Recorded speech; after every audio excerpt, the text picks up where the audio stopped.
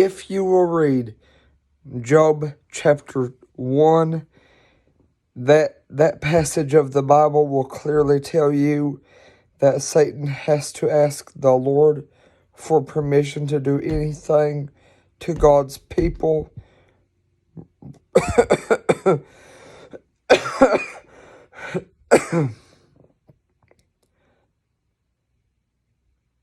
Proverbs chapter 10 says, in a multitude of words there wanteth not sin.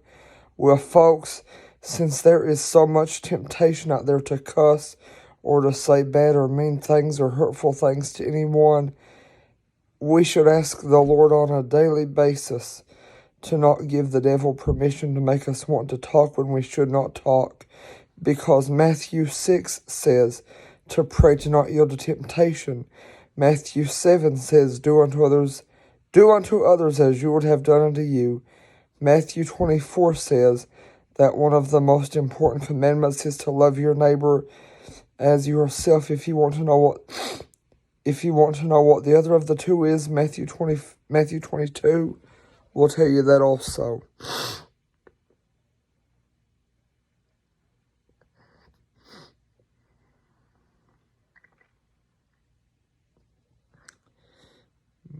Just to clarify, Matthew 22 says one of the most important commandments is to love your neighbor as yourself. Proverbs 10 says, in a multitude of words there wanteth not sin. If you will read Job chapter 1, that passage will clearly show you that Satan has to ask the Lord for permission to do harm to the Lord's people, to do harm to any and all Christians. I'm getting over strep throat. And I know that I accidentally said that Matthew 24 says that one of the most important commandments is to love your neighbor as yourself, but I meant that is in Matthew 22. That is in Matthew 22, not Matthew 24. That is in Matthew 22, not Matthew 24.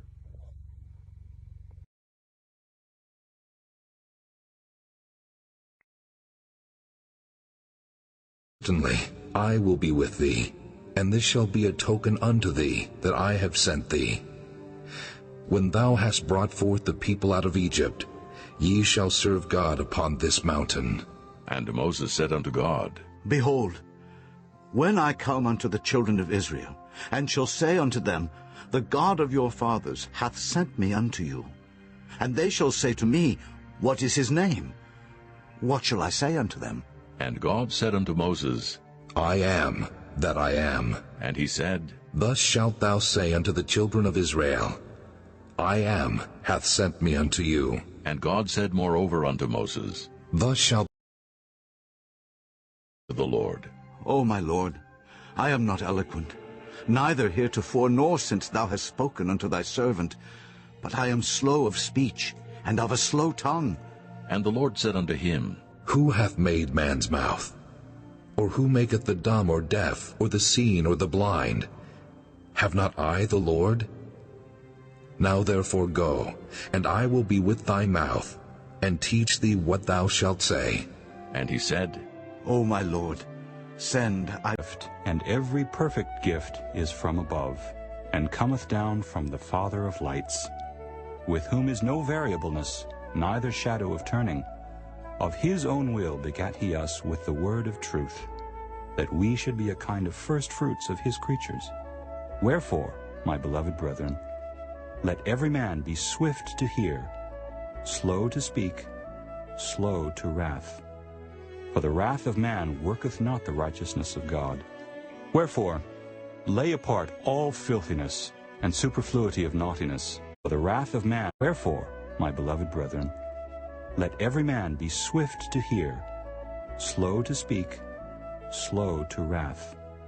For the wrath of man worketh not the righteousness of God.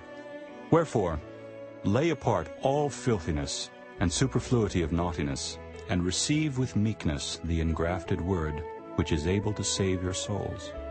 But be ye doers of the word, and not hearers only, deceiving your own selves. For if any be a hearer of the word, and not a doer, he is like unto a man beholding his natural face in a glass. For he beholdeth himself, and goeth his way, and straightway forgetteth what manner of man he was.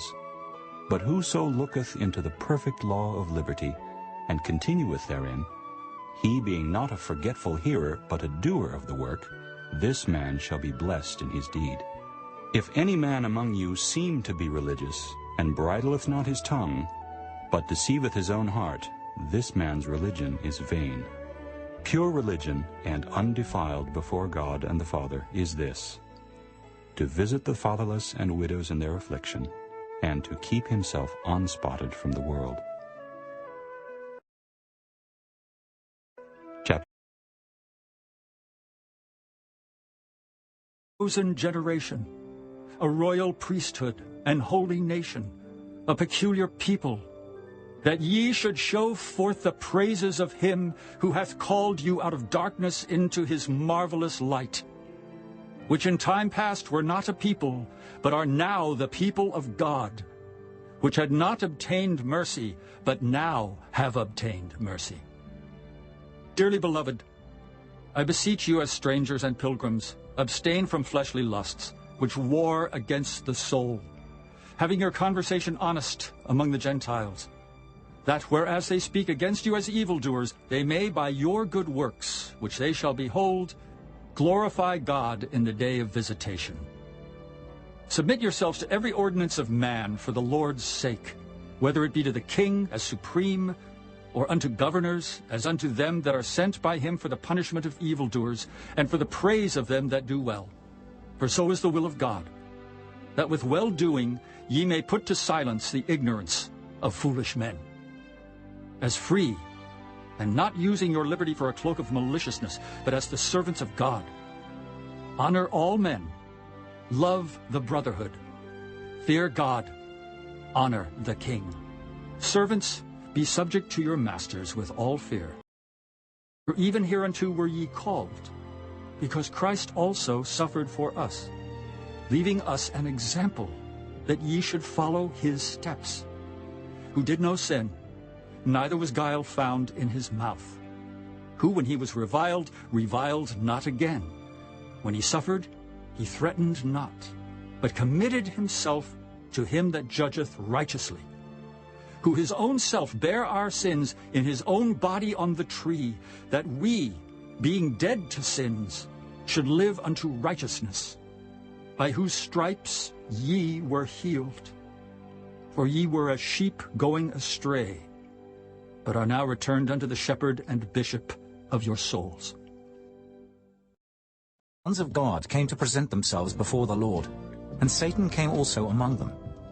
And the Lord said unto Satan, Whence comest thou? Then Satan answered the Lord and said, From going to and fro in the earth, and from walking up and down in it. And the Lord said unto Satan, Hast thou considered my servant Job, that there is none like him in the earth, a perfect and an upright man, one that feareth God and escheweth evil? Then Satan answered the Lord and said, Doth Job fear God for naught?